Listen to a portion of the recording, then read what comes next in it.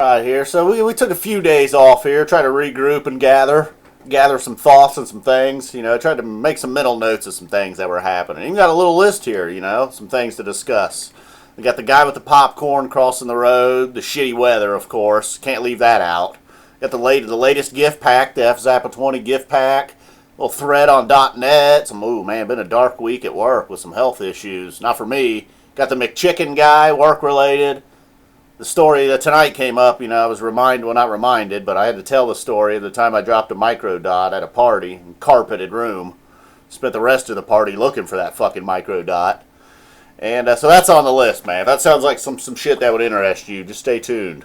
We're going to start that really soon. And if not, well then, I don't know, man. Fucking see you later. Whatever.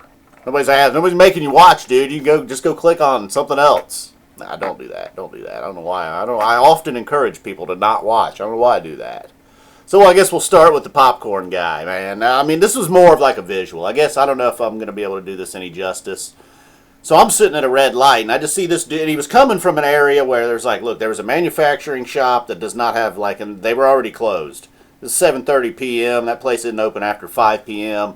There's also an abandoned old restaurant there, an old Frisch's. And then beyond that, there's just a wooded area. I don't know how thick that woods is, but I don't know what the deal is, man. But anyhow, he's crossing the road. Pretty busy road, too. And I'm sitting there I'm looking at the lights, and I'm seeing headlights coming, and I'm like, is this bro looking, man?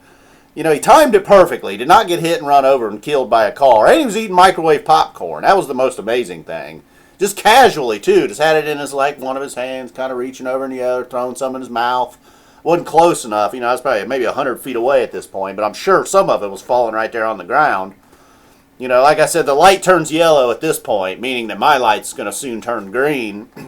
He never sped up or anything, though. The headlights that were coming his way probably slowed down for the light. Look, I don't know if he planned. I don't know if he knew. I don't know where the guy was coming from. He was really headed nowhere. He was just kind of aimlessly walking at some weird angle, too. He wasn't even going directly across the street. Dug into that popcorn 3 times. It was a 4-lane road. Unfortunately, my light turned green and I had to go. I was trying to look in the mirror and be like, where the hell's he going? Because where he was headed was nothing.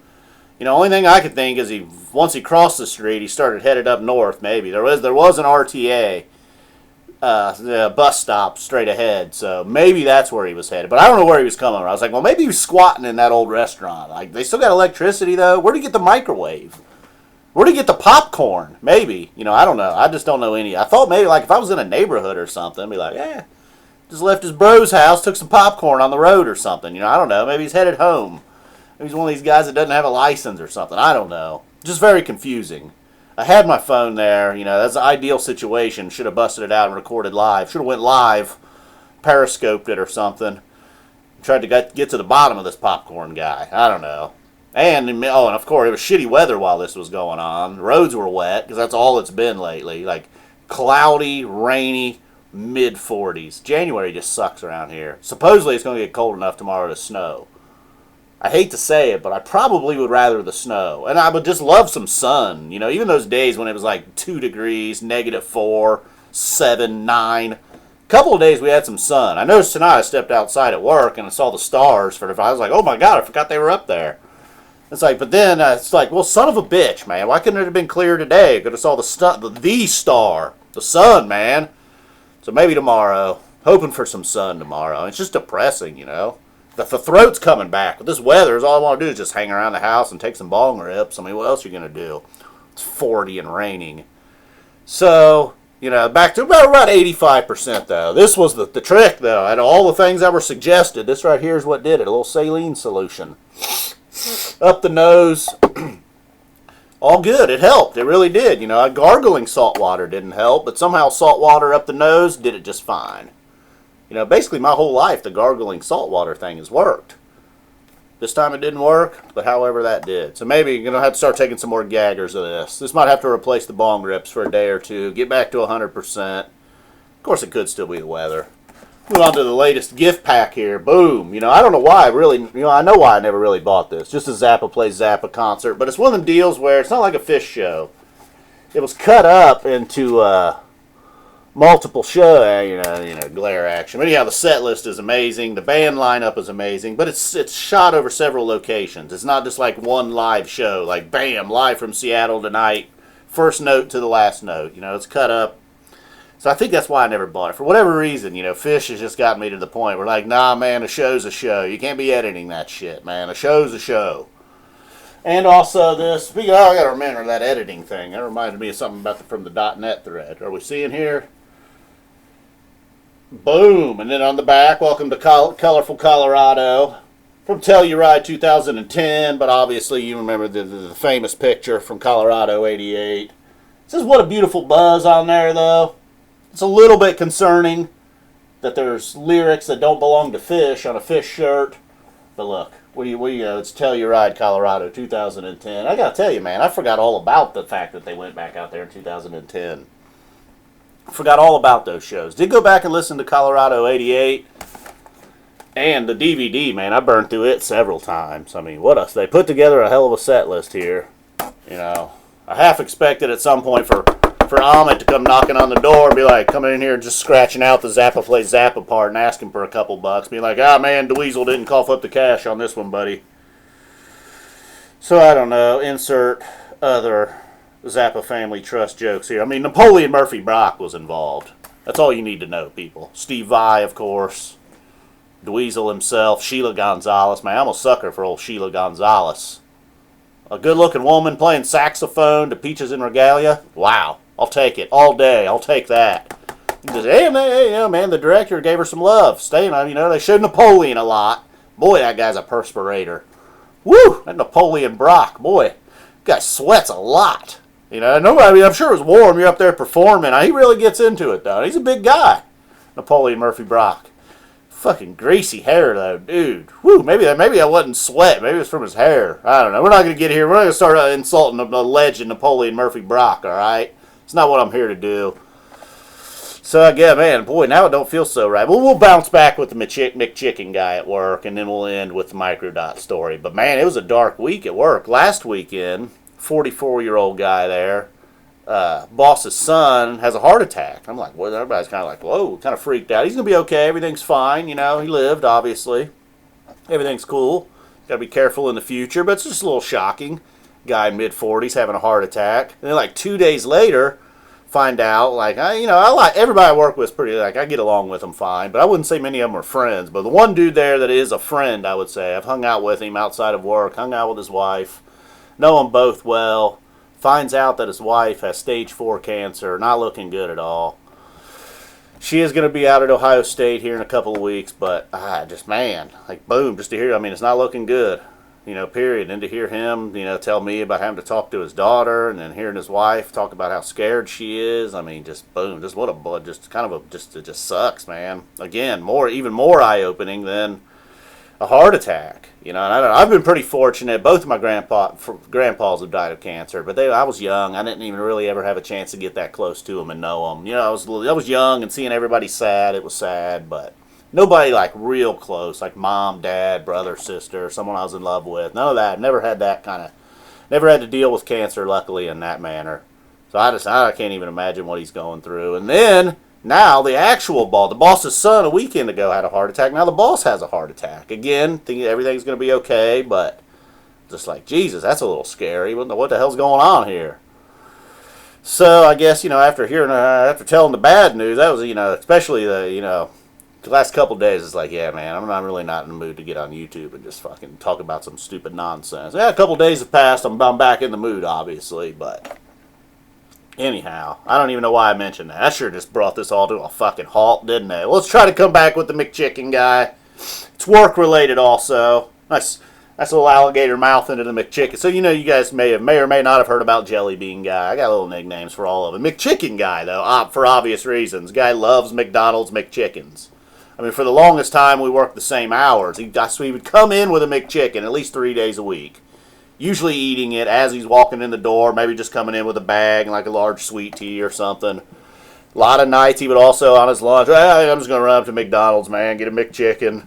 It's always, I got a McChicken in the fridge, Hey, man, I'm leaving early tonight. I still got that McChicken in the fridge. Like, oh, man, I don't want like a fresh McChicken usually.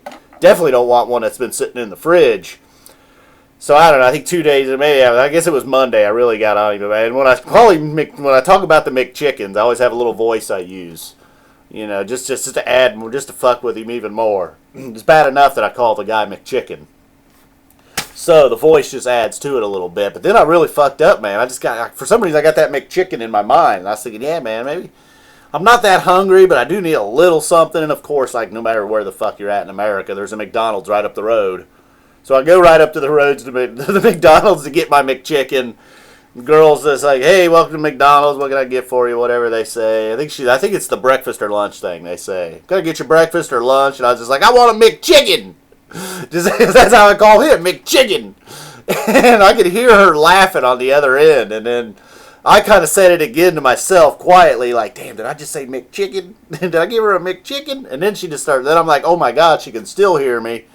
So she finally just, like, through her laughter, spits out my total. I pull around to the window, just kind of like try to play it cool at first. Just like, maybe it wasn't her, man. Maybe the girl at the window won't be the girl that just heard the McChicken. But it was her. She was, for some reason, she was blushing and turning red. I'm like, I'm the one that just sounded like an idiot. I don't know, maybe she thought I was angry for being laughed at. No, honey, I'm used to that, believe me. And, oh yeah, I skipped right over the .net thing. Enough about the McChicken story. The thread on .net this week, that was the F-Zappa 20 appreciation thread. I very much appreciated. Fucking guy that started it, Drew with a really long name. So, oh, that's right, he's Andrew Dyke. I have seen you, Andrew Dyke, in the comments section on a few YouTube videos. And I don't know, for the most part, everybody was like, yeah, yep, cool. You know, I've seen one appreciation thread one time, though. You know, there was one guy in there. I think that was the time the one guy just flat out threatened me. If you ever saw me at a show, he's going to punch me in the face. You know, most of the time, I'm like, yeah, okay. If you're a Fish fan, dude, I don't want to say I could beat up every Fish fan, but I kind of feel like I could beat up every Fish fan on .net, maybe. Right? Or maybe that was PT. Yeah, you got to worry about them guys on PT, man. I don't know. Kind of guys that'll grab your nuts and fucking twist or something. They'll fight dirty. I guarantee you them guys on PT will fight dirty. You know, nothing against .net, but I just feel like they're a little softer, a little kinder, maybe, a gentler crowd. You know, maybe if they fight a man, they'll just punch him in the face. They're not going to stomp on his nuts when he's down. Unlike the fucking savages over on PT. So, one guy did comment in there, you know, occasionally I do an edited video, but for the most part, man, the fish recaps are just like, boom, one take, no edits, done, out of here. And, yeah, man, it's not that easy. Sometimes, I hope that I make it look easy and it seems smooth, and, of course, I also misspeak a lot of times, have some really dumb shit comes out of your mouth when you're just trying to go. Try to keep it in the spirit of the P-Fish, though, you know, man. Do it live. Fuck it, I'll do it live. You know, they get one shot. You know, people want to complain a lot about Flub. It's like, man, he gets one shot. Believe me, if he could stop and start over and try those notes again, he'd probably get them right. Just like me, man. If I'm kind of lit and I drop a Fago on you guys, I'm just gonna roll with it. Although that one, I gotta tell you, I didn't even notice I said Fago. But sometimes I realize in my own head, I'm like, oh fuck, I just said something really stupid. Sometimes it's incredibly stupid, and that does get a stop and a take two. It's rare, though. Then occasionally, there might be one. There's a handful of fish videos that there's some edits. Maybe I'll bust through the first set and then hit stop, regroup. So, I don't know. Oh, yeah, now we're down to the microdot story. Yeah, again, it was more of a visual. I was already tripping. I'd already consumed 2 microdots, so I'm feeling good. I get a third microdot. And a couple hours into it, I don't even think the third microdot was going to do much to it. And plus, fuck it, of course I dropped it. I think it was like as soon as I was opening up out of the cellophane or whatever it was, bam, right onto the carpet. I spent the next couple of hours on the floor, just like hands and knees and elbows, really, down about this far away from the carpet, just looking. I was convinced that, since I was tripping, that my vision was just this amazing vision. Already got great vision from the carrots, you probably know. But could you imagine me, the young carrot-eating guy on microdots? My vision was like Air Force pilot shit, right? Could not find that microdot anywhere.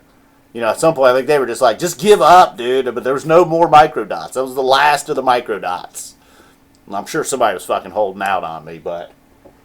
See, I'm tempted to get down and I want to start looking for it, but I know it's not here. Some ant, man, got down. Someone found that microdot. Probably a sweeper. Hopefully it wasn't the family dog. Alright, guys, I think that's it. I think this is the end of this party. I think we've made it. Once again, unedited tonight. That was nice of that. That was nice of that guy to point that out in the video. I appreciate that, bud. I don't know if anybody from that .net thread will be watching this video. But the guy that gave me a little nod for doing things unedited, I appreciate that. I mean, yeah, man. It's fucking, like I said, you say some dumb shit, but you try it, man. You think it's easy? You think you sound perfect? Do it, man. I dare you. Make a 5-minute video. And if you do it and you're good, baby, you're good, man. Maybe you should do something like this. But trust me, about 20 seconds into it, you're going to be out of stuff to say, and you'll have already said 2 dumb things. All right, boom. I'm F Zappa 20. We're out of here.